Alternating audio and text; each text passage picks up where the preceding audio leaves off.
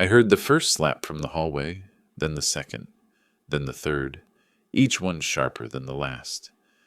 My daughter didn't scream, she just whimpered, a sound no parent should ever hear. And then, laughter. A woman's laughter, his mother, clapping, cheering, saying, "That's right, teacher." I froze. My blood went cold. My hands shook. Because this wasn't an accident. This wasn't a moment of anger. This was a family tradition. And right then and there, I knew exactly who to call. And once I made that call, none of them would ever be the same again. Before we continue, please subscribe to the channel and let us know where you are listening from in the comments. My name is William Hart, and I'm 62 years old. I thought I had raised my daughter to choose love, safety, and respect. But the night I heard those 3 slaps, I realized she'd married into something far darker than any of us ever imagined. People think they'll recognize the moment their child is in danger. They imagine alarms in their head, a sudden shock, a gut instinct screaming, "Something's wrong." But the truth is quieter, more subtle, more painful. For me, it began with a phone call from my daughter, Emily. She said everything was fine, that she was busy, that she would call later. But her voice carried a tremble, the kind of tremble people try to hide. Emily had been married to Mark for 3 years. 3 long, complicated years. I didn't like him from the start. There are some men you can smell trouble on. Arrogance, control, a smile that shows teeth but no warmth.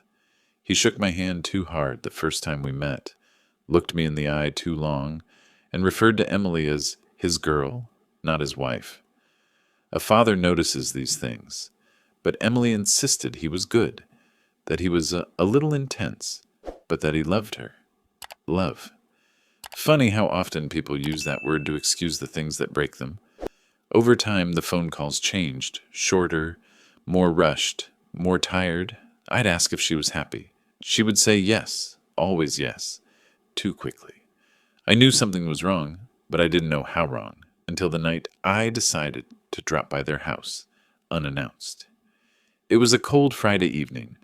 Snow dusted the sidewalks. A windstorm had blown through and the city felt frozen, quiet in that eerie way winter nights sometimes are.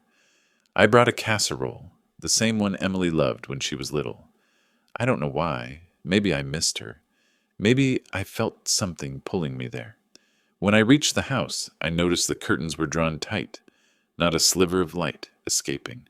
The porch light was off. Mark always left it on. As I stepped closer, I heard voices inside, low, tense.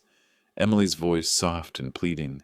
Mark's, sharp and edged like broken glass. Then a crack, a slap. I froze. Then another. My heart slammed against my ribs. By the third, my entire body went numb. I stepped back, hands trembling so hard I nearly dropped. The casserole. I wanted to break the door down, but something stopped me. A sound, clapping.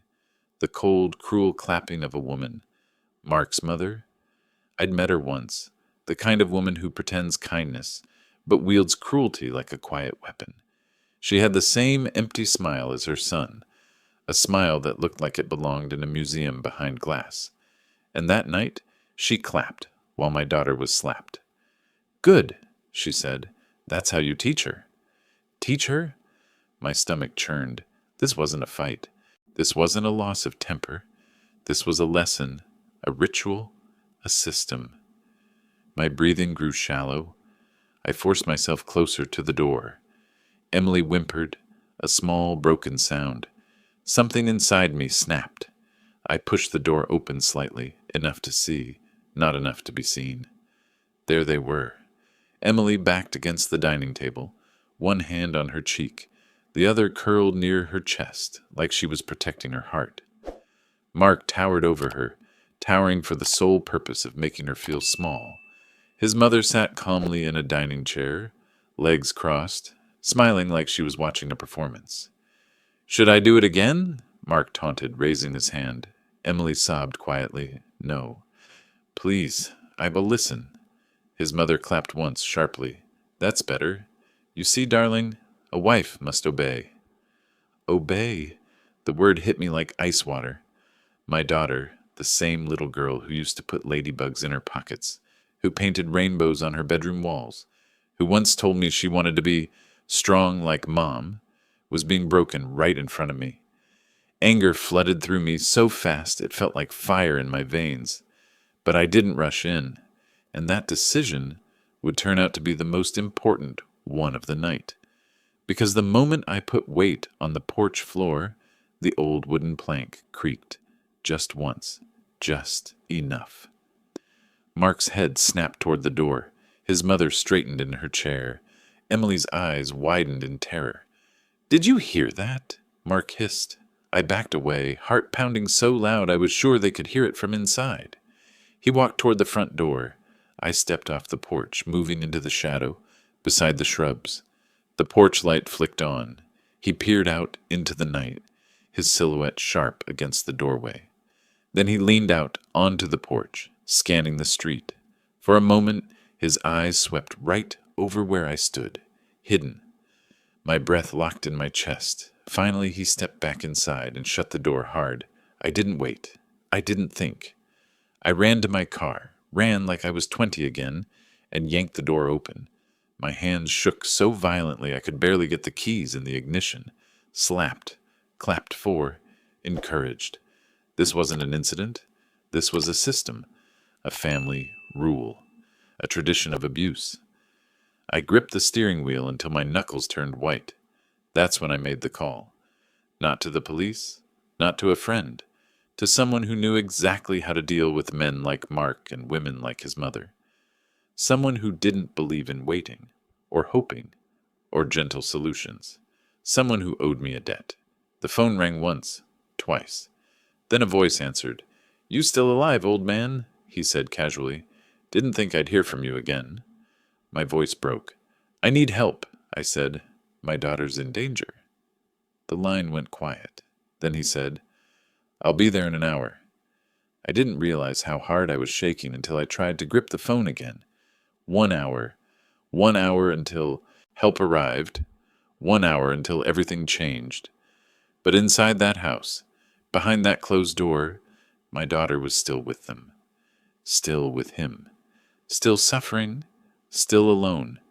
And as the lights in the house flickered and shadows moved behind the curtains, I felt a cold dread settle into my bones. I wasn't sure she would make it another hour.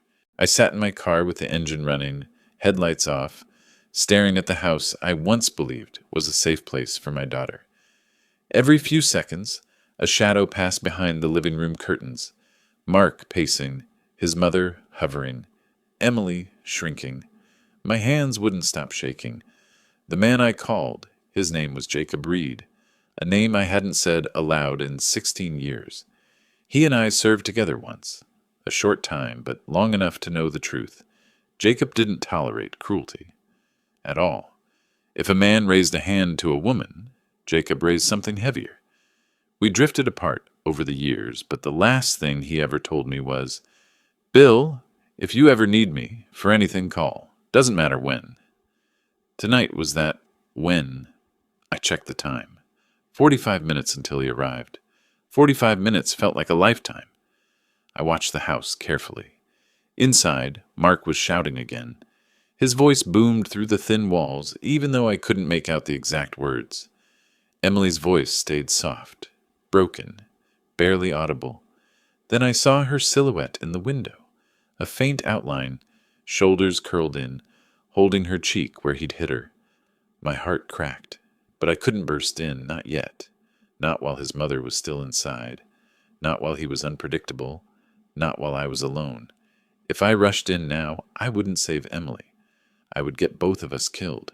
Still, every instinct screamed at me to move. I opened my car door slowly, keeping it silent in the cold air. I slid out, staying close to the side of the house. The wind cut across my face, but adrenaline warmed my blood. I needed to see more, understand more, know exactly what Emily was facing. I moved to the side window, the one that looked into the dining room. I crouched low, peeking just enough to see, and what I saw made me clench my jaw so hard I thought my teeth might crack. Emily was standing against the wall, hands clasped, body trembling. Mark was inches from her face. His voice cut through the glass. I told you not to speak to your father today. Did you forget? Or are you just stupid? I didn't, she whispered. I swear, I didn't call him. She's lying, his mother said from the table, sipping tea like she was watching a drama. She always lies, just like her mother did. Emily's lip trembled. Please, stop. Mark slapped the wall next to her head, making her flinch violently. You're lucky I don't hit you again. Not after tonight. His mother chuckled. Oh, go ahead, she said. She needs to learn. The more you correct her, the less she embarrasses this family. I felt my fingernails dig into the windowsill. The anger inside me wasn't just anger anymore. It was something darker, more ancient. The kind of rage men feel when the world tries to break their children. But I still didn't move, not yet. Instead, I pulled out my phone and texted Jacob. He's hurting her now. Hurry! 3 dots appeared instantly. Then his reply, 5 minutes. My heart pounded. 5 minutes. I could survive 5 minutes. But could Emily? Inside, Mark's voice dropped lower. You humiliated me tonight, Emily. I didn't, she whispered. I swear. You talked back to my mother. Emily shook her head. I only said I needed some space. I didn't mean... He grabbed her wrist and yanked her forward. Don't interrupt me. She stumbled. His mother clapped once, amused. I couldn't breathe. Every second felt like an hour. I texted Jacob again. Where are you? No answer. My palms were sweating despite the cold. Then the front door opened suddenly. Mark stepped out onto the porch, phone in hand, still seething. Emily stayed inside, afraid to follow. He lit a cigarette, breathing heavily. I ducked behind the bushes before he could see me. He muttered angrily into his phone. Yeah, I transferred the money. You'll get the rest when I say. And listen, if her old man comes here, I swear I'll... Hello? Hello? He threw the cigarette onto the porch. Idiot! He spat. He turned to go back inside. But the moment he stepped through the doorway, I heard something that made my blood freeze. A loud, sharp shriek. Emily! Followed by a crash. I stepped out of the shadows. Emily! I didn't shout the word. It tore out of me. Mark whipped around, shocked. What the... He saw me. His eyes widened. You! Emily rushed forward from inside, tear-streaked, shaking. Dad! No! Go! Please go! Mark's mother appeared behind him, her face twisting into a cold smile. Well, look who's here, she said. The interfering old man. Mark took 1 step toward me. I didn't move. Not an inch. He smirked. What are you going to do, old man? You think you can protect her from me? Another step. Emily's voice cracked. Dad, leave, please, before he... I'm not leaving, I said quietly. Not tonight. Mark's jaw clenched. Then you're going to regret it. He lunged, but he didn't reach me, because at that exact second, headlights swung into the driveway behind me. Brighter than any street lamp, close, fast. A black SUV screeched to a stop. The driver door flew open and a man stepped out. Tall, broad, cold eyes, hard jaw, Jacob. He didn't waste a second. He pointed directly at Mark's house and said, Inside, now. Mark froze mid-step. His mother's smile vanished. Emily covered her mouth with her hands, eyes wide. Jacob walked right past me and stood toe-to-toe with Mark. Touch her again, Jacob said, voice low and deadly, and I'll break every bone you use. Mark tried to speak, but Jacob's stare alone stole the words from his throat. He looked at me next. Bill, he said quietly, go get your daughter. My breath caught. Emily sobbed harder. Mark's mother finally found her voice. You can't come in here. This is private property. Jacob turned his head and smiled the coldest smile I've ever seen. Lady, you have no idea how badly you want me to stay outside. She stepped back without meaning to. Jacob looked at me again. Bill, take Emily to the car. I nodded, heart pounding. I stepped toward her. Emily reached out with trembling hands, but before I could touch her, another voice came from inside the house, a voice none of us expected, a voice that changed everything. It said, "Dad, don't. Please." It wasn't Mark. It wasn't Jacob. It wasn't his mother. It was another man, a stranger, standing in the living room, holding something in his hand. And from the look on Emily's face, he wasn't just a visitor. He was the reason she'd been terrified for months. The stranger stood in the living room like he owned the place, tall, broad, shaved head, a jagged scar running from his ear to his jaw. In his hand, not a gun, something worse in that moment, Emily's phone. He held it loosely, almost casual, but his eyes were locked on me with a coldness that felt trained. Emily's body stiffened. Her breath hitched. "Dad," she whispered, voice shaking violently. "Please don't come in. Please." The stranger raised one eyebrow. "So this is the father." Jacob stepped forward instantly, positioning himself between the stranger and Emily. His presence darkened the entire doorway. "Who the hell are you?" Jacob growled. The stranger smiled calmly. "Relax. I'm a friend of the family." "No," Emily whispered, backing away. He's not a friend. Dad, he's—" Mark cut her off with a glare. "Emily, stop talking." The mother scoffed. "Oh, please. This is unnecessary drama. He's only here to help with the situation." I stared at the man. "Help? What situation?" The stranger rolled the phone across his knuckles. "Your daughter owes us," he said to me. "Your whole family does, really." "No," Emily said sharply, but her voice cracked. Jacob stepped another inch forward. "Us?" he repeated. "What us?" The stranger's smile widened. Not friendly. Predatory. "The organization she borrowed from," he said. "She's behind on payments. Your son-in-law here thought he could handle things himself." He nudged Mark's shoulder with mock affection. "He couldn't." Mark's jaw tightened. His mother puffed her chest with fake dignity. "Emily made mistakes," she said. "She needs to take responsibility." Mistakes? Responsibility? Emily flinched like the words cut deeper than the slaps. "What does she owe?" I demanded. The stranger shrugged. "Not money, Mr. Hart. Not any more." He stepped closer. "Your daughter owes loyalty, obedience, time, and she hasn't delivered." I stared at Emily, my heart falling apart piece by piece. "Emily, what is he talking about?" She folded into herself, hands covering her face. "I didn't know, Dad," she sobbed. "I didn't know what they were, what they really were. I thought it was just a short loan, just for a little help with the bills. But Mark—" "Enough!" Mark snapped at her like she was a dog. Jacob's fists clenched. "You don't talk to her," Jacob growled. "Not again, not ever." The stranger tilted his head. "Ah, the cavalry," he smirked.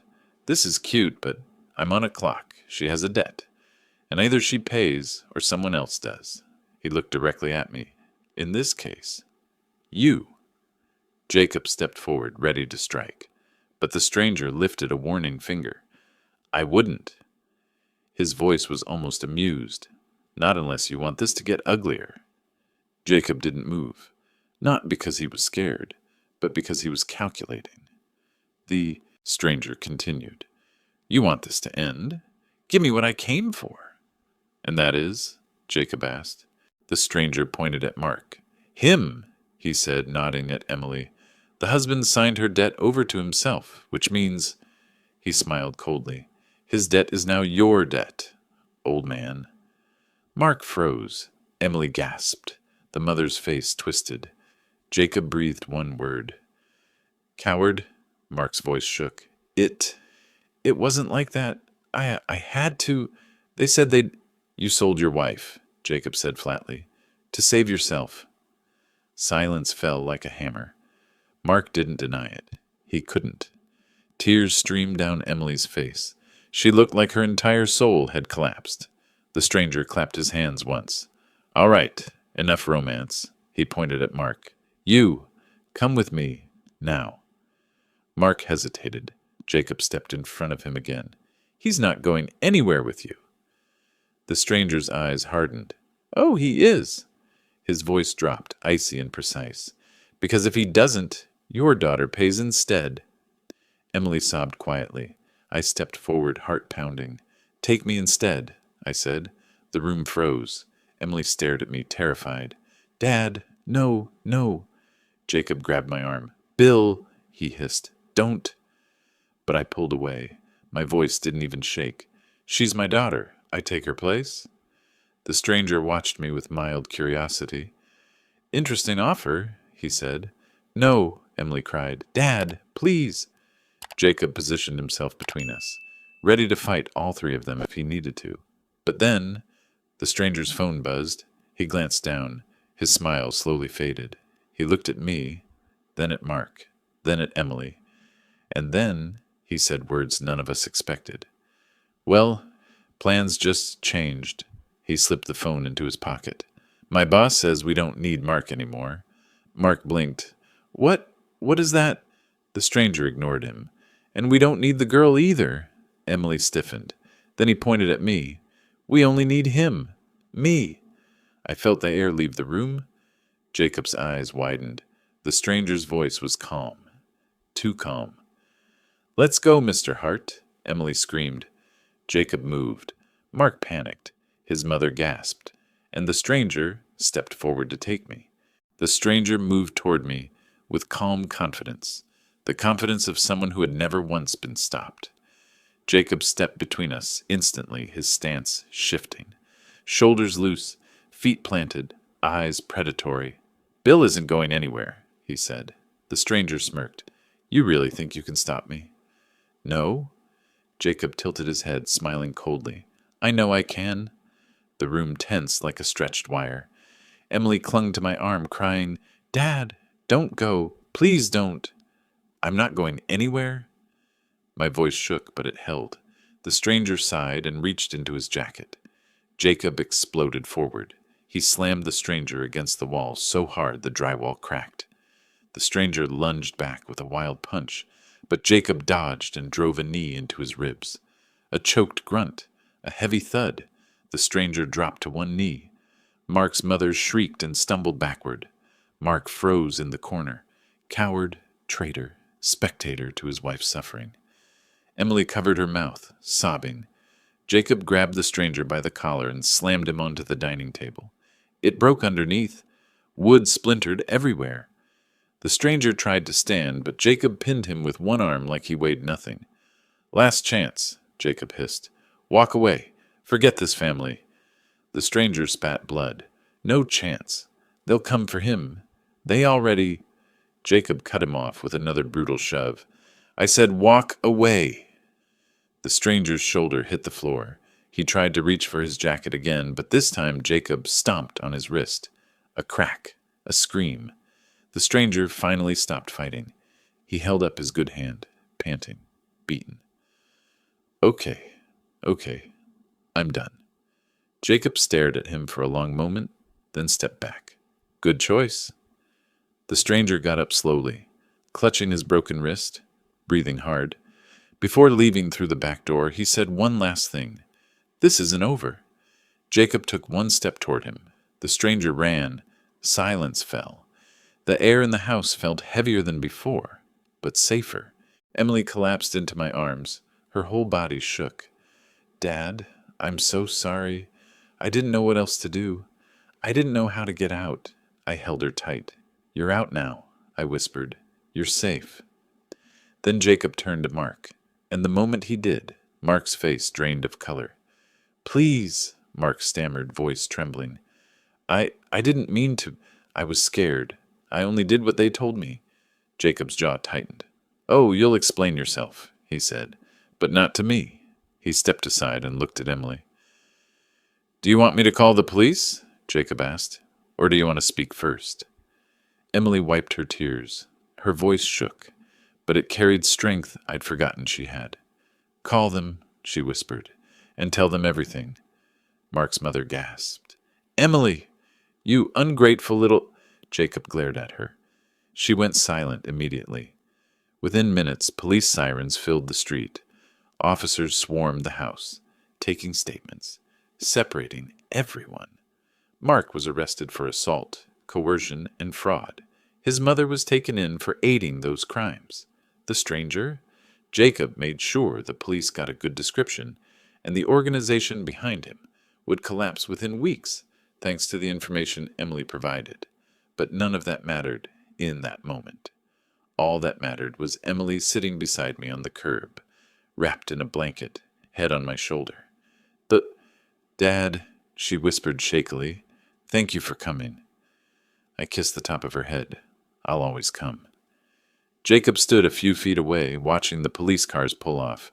He nodded once at me, a silent acknowledgement between two old men who'd seen enough darkness in this life. Then he said, she's safe now. You both are. I squeezed Emily's hand. The night felt lighter, brighter. For the first time in years, she wasn't afraid, and for the first time in weeks, I could finally breathe.